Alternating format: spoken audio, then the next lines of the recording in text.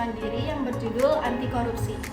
Perkenalkan, nama saya Firnando Nur Faraditri dengan NIM 64241579. Perkenalkan, nama saya Naila Kamila dengan NIM 64241444.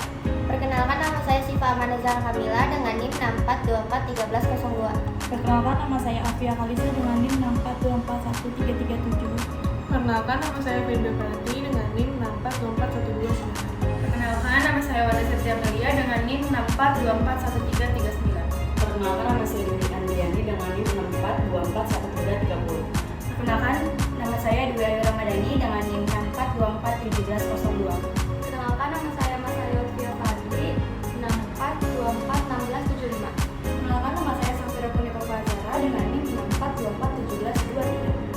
Korupsi merupakan masalah krusial yang menghambat kemajuan bangsa di Indonesia. Praktik korupsi telah merusak fondasi demokrasi, memperlambat pertumbuhan ekonomi, dan memperlebar kesenjangan sosial.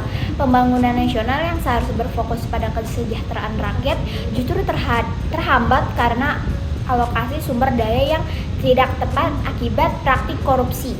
Korupsi di Indonesia sudah menjadi suatu penyakit sosial yang sangat berbahaya yang mengancam semua aspek kehidupan bermasyarakat, berbangsa, dan bernegara. Korupsi sebagai suatu fenomena hukum yang sangat membahayakan kelangsungan negara, mengganggu kewibawaan negara, serta merugikan perekonomian maupun keuangan negara. Tidak boleh biarkan perkembangan biak dan merajalela sampai memasuki semua sendi-sendi kehidupan berbangsa dan bernegara. Melainkan, harus ada langkah konkret dari pemerintah untuk segera melakukan pemberantasan sampai ke akar-akarnya. Korupsi yang memeras adalah perilaku seorang yang menuntut kompensasi pribadi sebagai imbalan atas jasa. Korupsi investif memerlukan penawaran barang atau jasa tanpa hubungan langsung dengan bantuan tertentu pada saat itu. Tetapi untuk mengantisipasi situasi di masa depan ketika bantuan mungkin diperlukan, korupsi nepotistik mengacu pada perlakuan istimewa atau menunjukkan teman atau kerabat yang tidak dapat dibenarkan ke jabatan publik yang melanggar pedoman yang diterima. Fenomena ini telah melintasi rentang waktu dan merasuki berbagai aspek kehidupan masyarakat. Sebagai tantangan multidimensi, korupsi tidak hanya menghambat pembangunan, tetapi juga merusak integritas pemerintahan dan merugikan masyarakat secara umum. Meskipun upaya melawan korupsi semakin kuat, kasus-kasus korupsi terus terungkap di berbagai tingkatan pejabat, dari tingkat daerah hingga pemerintahan pusat. Dalam beberapa tahun terakhir, upaya penanggulangan korupsi telah menjadi fokus utama pemerintah, lembaga internasional, dan masyarakat sipil. Namun, keberhasilan dalam menekan laju korupsi masih bersifat terbatas dan korupsi terus beradaptasi dengan perubahan konteks sosial, ekonomi, dan politik. Tindak pidana korupsi mengakibatkan kerugian negara dan menghambat pembangunan nasional, terutama pembangunan kampung atau desa, sehingga harus diberantas karena dapat menghambat pembangunan nasional. Dalam konteks pembangunan, korupsi memiliki dampak yang sangat serius. Korupsi yang merajalela dapat menghambat pertumbuhan ekonomi, mengurangi investasi asing, dan merugikan masyarakat secara luas. Dalam dunia politik, korupsi dapat mempersulit demokrasi dan good governance karena dapat menghancurkan proses-proses formal. Korupsi mempersulit legitimasi pemerintah dan mengeliminasi nilai-nilai demokrasi seperti kepercayaan dan toleransi. Korupsi juga berdampak negatif pada sektor swasta dengan menciptakan ketidakpastian hukum, biaya tambahan yang tidak perlu, serta persaingan yang tidak sehat. Hal ini dapat menghambat pertumbuhan bisnis dan investasi di suatu negara. Terdapat beberapa akibat tindakan korupsi, yaitu 1. Merusak sistem tatanan masyarakat.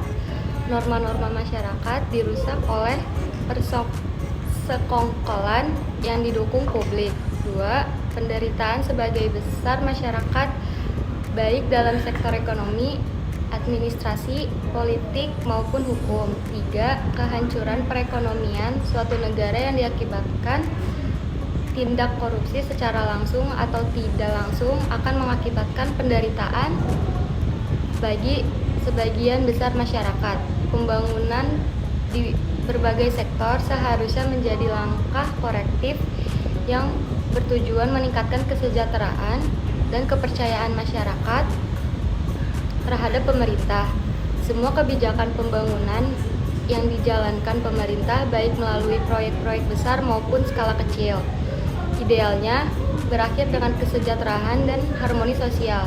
Namun, bila tingkat kemiskinan masih tinggi, masyarakat akan mempertanyakan sejauh mana dana-dana publik seperti anggaran pendapatan dan belanja negara atau APBN dan anggaran pendapatan dan belanja daerah atau APBD telah diinvestasikan untuk memenuhi kebutuhan rakyat. Alokasi dana publik oleh pemerintah seharusnya bertujuan untuk memperdayakan masyarakat dan meningkatkan kesejahteraan umum. Pemerintah telah melakukan berbagai upaya dalam mengatasi segala bentuk tindak pidana korupsi di dalam jalannya proses pemerintahan.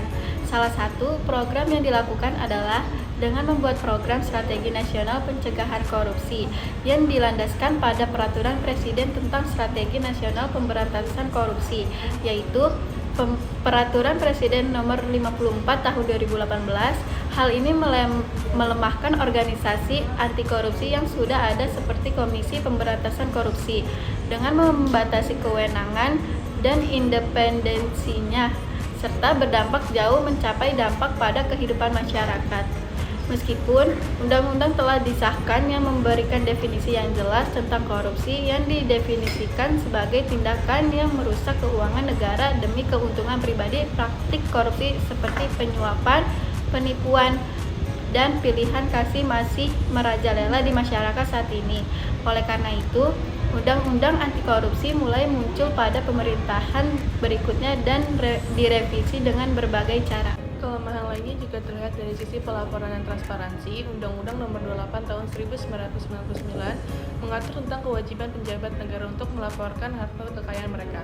Tetapi implementasinya di lapangan seringkali jauh dari harapan. Laporan-laporan yang disampaikan sering tidak lengkap atau tidak sesuai dengan kenyataan. Dan kekurangannya tindak lanjut dari lembaga berwenang untuk memverifikasi data yang dilaporkan menjadi salah satu hambatan utama dalam upaya mencegah korupsi melalui transparansi. Guna meningkatkan efektivitas upaya pemberantasan korupsi, koordinasi lintas kementerian, lembaga, dan pemerintah daerah perlu dilakukan untuk menumbuhkan masyarakat yang bermoral dan aman. Diperlukan strategi nasional yang lebih terfokus, dapat diukur, dan berorientasi pada hasil dan dampak guna mencapai upaya pencegahan ini. Strategi Nasional Pemberantasan Korupsi Starnas PK merupakan arah kebijakan yang memberikan fokus dan strategi pemberantasan korupsi di tingkat nasional dan menjadi pedoman bagi pemerintah negara bagian dan daerah. Melalui fakta bahwa proses pembangunan infrastruktur di Indonesia kerap kali terhambat disebabkan oleh adanya kendala dan kebutuhan pembiayaan yang tinggi, maka diperlukan suatu rumusan strategi yang dapat meningkatkan keterlibatan swasta dalam pembangunan infrastruktur di Indonesia. Strategi pertama dapat dilakukan dengan cara menerapkan collaborative governance yang terkoordinasi antara pemerintah, masyarakat, dan pihak swasta. Kedua, pemerintah perlu memastikan kualitas dari perencanaan suatu program. Pemerintah harus dapat memastikan bahwa perencanaan yang telah dirancang itu tepat sasaran serta bersifat efektif dan efisien, termasuk di dalamnya terkait dengan alokasi anggaran. Ketiga, pemerintah perlu memberikan kemudahan terkait dengan regulasi dan perizinan karena kerap kali pembangunan infrastruktur terhambat akibat regulasi dan perizinan yang ada tidak sejalan dengan kebutuhan yang ada. Salah satu hal yang terpenting dalam peran KPK, yang meskipun telah berhasil mengungkap berbagai kasus besar, sering menghadapi intervensi politik yang menghambat proses penegakan hukum. KPK sendiri telah membuktikan keberhasilannya dalam menangani kasus-kasus yang melibatkan pejabat tinggi negara dan politikus. Namun, pada beberapa kasus, ada tekanan politik yang membatasi ruang gerak lembaga tersebut. Keterbatasan sumber daya juga menjadi salah satu faktor yang mempengaruhi efektivitas lembaga ini dalam menjalankan tugasnya secara maksimal atau Chandra di KK 2024. Berdasarkan penelitian yang dilakukan oleh Akimova et al. 2020, ditemukan bahwa untuk meminimalkan dampak negatif korupsi terhadap ekonomi secara keseluruhan dan pada keamanan ekonomi pada khususnya, pertama-tama perlu untuk memperbaiki kerangka kerja anti korupsi legislatif. Pada saat yang sama, pada contoh negara dengan tingkat korupsi yang relatif rendah di antara negara-negara lain, telah ditentukan bahwa sejak adopsi undang-undang baru yang bertujuan untuk memerangi korupsi. Batas kewenangan dari tim pengawal, pengamanan pemerintah dan pembangunan daerah atau TP4D dengan kejaksaan sebagai penegak hukum yang sangat jelas, di mana tim pengawal, pengamanan pemerintah dan pembangunan daerah atau TP4D memiliki kewenangan hanya sebatas melakukan pengawalan dan pengamanan jalannya pemerintah dan pembangunan melalui upaya-upaya preventif dan melakukan serta penerangan serta penyuluhan hukum dalam setiap tahapan program pembangunan dari awal sampai akhir. Sedangkan untuk tugas pengawasan, monitoring pelaksanaan pembangunan pekerjaan daerah, dan tim evaluasi program pengawal, pengamanan pemerintah dan pembangunan daerah atau TP4D, sehingga tidak akan terjadi tumpang tindih kewenangan dalam pelaksanaan fungsi pengawasan pembangunan. Sekian presentasi dari kelompok kami, kurang lebihnya mohon maaf. Wassalamualaikum